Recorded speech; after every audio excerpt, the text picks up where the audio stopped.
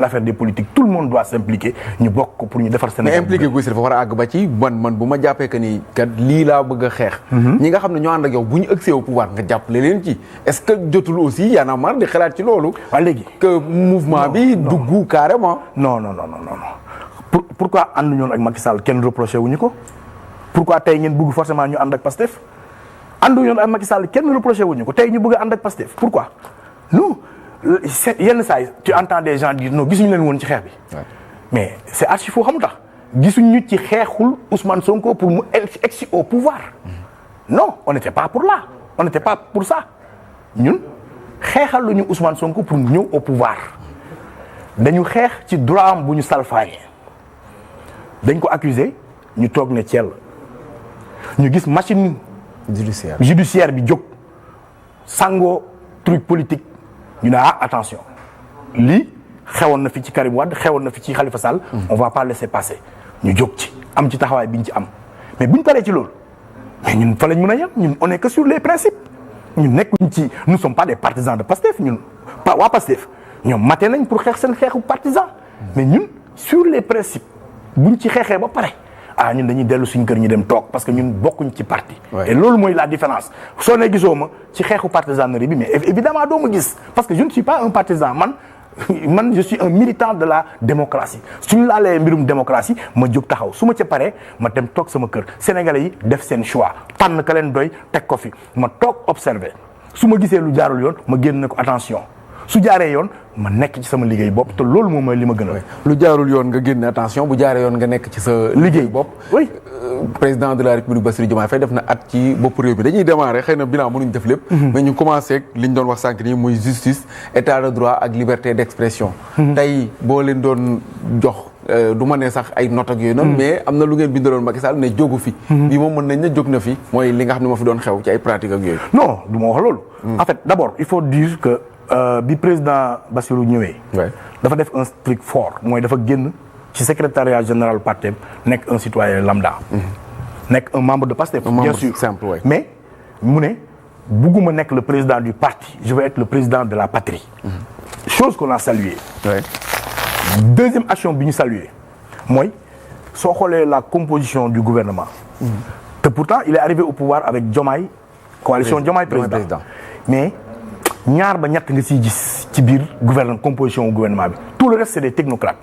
c'est des gens yu am xam-xam ci seen ay domaines loolu sa xel day nangu da ngay kontaan ne attention lii c'est des signes et des prémices de rupture et c'est ça la vérité il faut pas être nihiliste premier signe de rupture président bàyyi na deuxième signe de rupture composition du gouvernement moins de politiciens plus de technocrates nga ne kon gars yi ils affichent déjà leur volonté ci fi ñu bëgg a jëm ñu ne déet na waay mu teg assise de la justice nit ñi dem toog pour waxtaanee justice bi donte nag yéex na pour son application pour ñu teg ko ci table yéex na mais soo xoolee un an bi l'espace sénégalais a été trop judiciarisé dafa bëri mbirum justice il y a eu des arrestations yoo xam ne ñun d'accord duñ ko d'ailleurs moo taxoon ñu njëkk a taxaw frapper sur la table de attention on va à la dérive parce que nag mënuñ laa jàpp nga toog saaga ci télé ñu bugg la yóbbu instruction loolu du yoon nañ la yóbbu flagrant délit ñu atte la ñu ne tous ces petits délits là waxoon nañ ci assises yi ne il faut trouver des peines alternatives et loolu la ñu war a def parce que nga toog wax ne man d'accord ma nga wax benn wax bu jàdd nga benn saaga ñu yóbbu la 3 weer kaso nga génn ne man ñu def la héros nga taxaw ci buntu kaso bi def sa conférence daan ne li ma waxoon jóguma ci maa ko wax nangam qu'est-ce que tu as réglé par contre bu dee Issa Tine daf ma invité ma ñëw fii Walfadjri toog ma wax bu jàdd yoon ñu ne Walfadjri 2 mois doo émettre caat yow moom 6 mois dootoo émettre plus une amende de 500 000 francs est-ce que yow di nga invité ti koo xam ne leer na la day saaga doo ko def il faut aller vers ces peines alternatives plutôt que di jàpp nit ñi di tëj ci kaso yi loolu la ñu war a xool réfléchir ko c'est ça qu'on demande maintenant sur beaucoup d'aspects sincèrement le ministre de la Justice nous a rassurés il nous a rassurés quand il dit man kenn du ma teg pression ça il nous a rassuré dëgg la am du dëgg xaw ma mais ci doxalin wane na ko ci jëfin wane na ko et loolu dafay dal suñu xel donc ci côté justice bi mais na magistrats yi gën a ñoŋalaat seen taxawaay parce que y a d'autres trucs parce que xam nga ci thématique yi la bokk peut-être que après on va en parler mais ci liberté yi nii nañ bàyyi buñ asphyxier kenn nañ bàyyi nit ñi wax seen xalaat réew mi nit ñi dañuy wax seen xalaat kenn mënuñu koo tere wax il faut laisser les gens dire ce qu'ils pensent. mais léegi ñi ñu jàpp ñëpp moom ñu ci bari man benn laaj dégg boo xam ne demul flagrant délit mais yu ci benn wala ñaar yi ci des yëpp dañ leen di juger am na ci sax ñoo xam ne dañ leen a acquitté am na mais am na ci yooyu il a fallu que les gens tapent sur la table pour que loolu am au début mais ñi ñu jàppoon ñëpp dañ leen doon yóbbu ay retour de parquet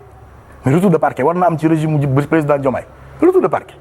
warul am ci régime président Diomaye warul am garde à vue bu dépassé 48 heures ñu naan la retour de parquet waru ci am dañ ko décrier woon dañoo àndoon ensemble di ko xeex di ko ñaawlu waru fi am donc instruction pour ay saaga ndey Assane Diouf kenn d'accordul ci ay saaga ndey kenn d'accordu ma ko mais instruction pourquoi lim saaga mi ngi nii ci télé bi pourquoi instruction mais loolu du yoon loolu la ñuy wax ne rupture bi pour ñu gis ko il faut que ñu jëfee ko c'est pas normal foofu la ñuy waxee ci côté justice. ñu dem ci reddition des comptes parce que enclenché nañ ko am na ci ñoo xam ne jot nañ leen a teg yoxoog yooyu dégg nañu li ci ki nga xam ne moo di jëwriñ ji ñu dénk wàllum yoon wax mu di Ousmane Diagne. après dégg nañu aussi le président de la République bi muy def émission ak journaliste yi kàddu yi mu ci yëkkati par rapport ak la reddition des comptes est-ce que caat dafa bokk ci Sénégalais yi jàpp que ni yéex na déjà. non du ma wax yéex na. moi je préfère mu yéex te jub te jaar yoon plutôt que ñu paraxee ko patamee ko pour. satisfaire ay militants il faut que les gens soient sérieux il faut que les gens soient lucides la reddition des comptes c'est pas pour satisfaire ay clientèle ou clientélisme politique c'est pas pour satisfaire ay militants c'est l'affaire de tous les Sénégalais ñun Y'en a marre dañu bokk ci gëm ne dañu war a ramener ne serait-ce que benn 15 bu Sénégal ci keesu réew mi képp koo xam ne dañ laa tudd ak koo munti doon nañ la jàpp képp koo xam ne dañ la tudd ci luubal alalu askan bi nañ la jàpp indiwaat la nangu suñu xaalis dañ ko gëm waaye buñ salfaañee sa benn droit dégg nga ma nañ la jàpp indi la nga delloo suñu dërëm mais buñ salfaañee sa benn droit te la reddition des comptes du règlement de compte du sur commande ay këyit la yu leer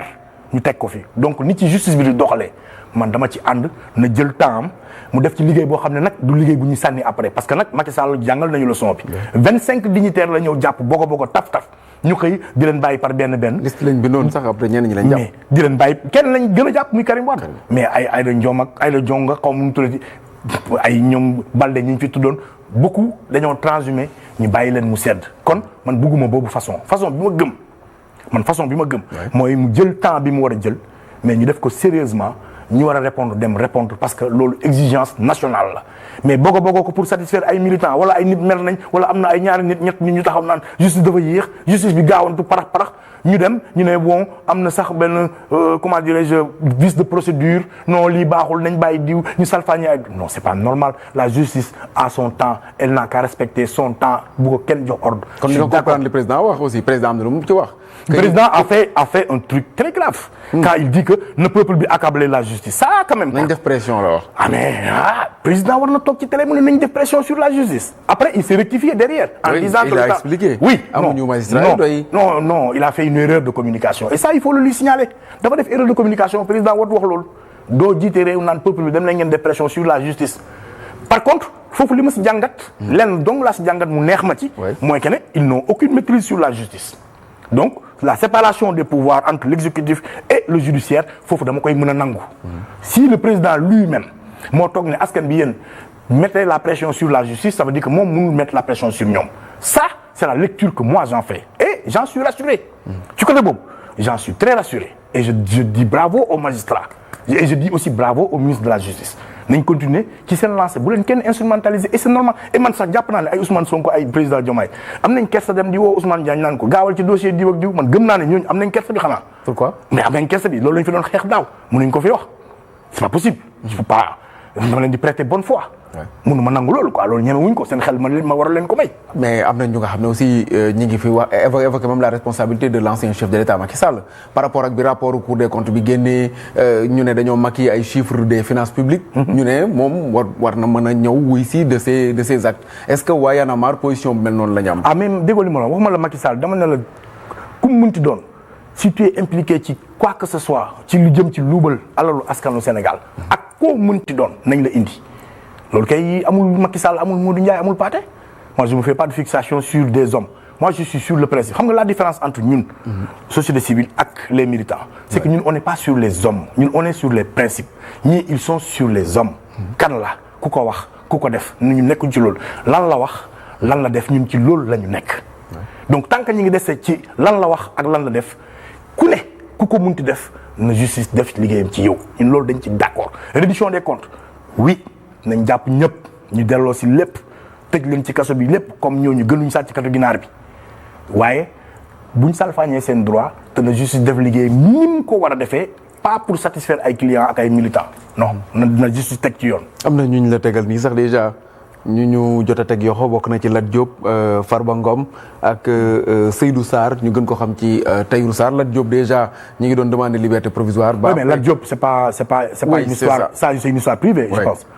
C'est une histoire privée non. oui ci li nga xam ne moo taxoon jàpp ko. waaw ci li ñu taxoon jàpp ko c'est une histoire privée. mais après moom demandé woon liberté provisoire finalement. le parquet s'y est opposé mais ñu teewaat ko ci kaso gi. par rapport ak ces dossiers ku mel ni Mouhamadou Mansour Faye aussi Amadou Mansour Faye genre pour moi moom itam bëggoon na génn ñu tere ko après dem na justice ba gis nañ nga moom la ci justice wax est-ce que yéen d'accord ngeen ci méthode yu ni mel. d'abord sur ça xam nga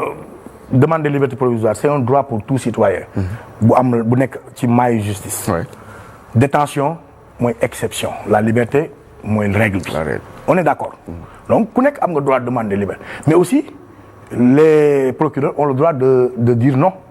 et c'est ce qui s'est passé donc foofu le droit a été dit awma ci commentaire quand le droit est dit je n'ai aucun commentaire c'est comme les gens qui disent mais Y'en a marre dégguñu leen ci reddition des comptes bi dégguñu leen ci cour des rapports bi mais y a plus Macky Sall buy teg concam ci ay rapport lan laa ciy wax léegi nañ ma wax ma lan lañ bëgg ma wax ci rapport bi kenn tegu ci conc le rapport a été publié justice enclenché na ay yoon des gens sont ñu ngi leen di jàpp par benn ñu ngi leen di woo di leen enquête léegi man Y'en a marre lan laay wax ci loolu que justice soit faite loolu laay xaar kese beneen bi mooy kii waa ji Ndar ji nu mu tudd Mansour Faye mais pourquoi ñuy salfaañee droit am di may Mansour Faye muy taxaw ci Sénégal gii di fi wax naan dañoo salfaañee sama droit loolu mënoon nañu ñu épargner Mansour Faye war naa réclamer droit fii ci Sénégal ñii ñoo ko ko may waru fi réclamer droit ak lépp liñ ko fi tuddal ak lépp li mu fi def yàq ndox mi yàq transport bi ñu dégg la ci site mbirum Covid bi ak yooyu yëpp tey Mansour war a taxaw naan dañoo jël sama droit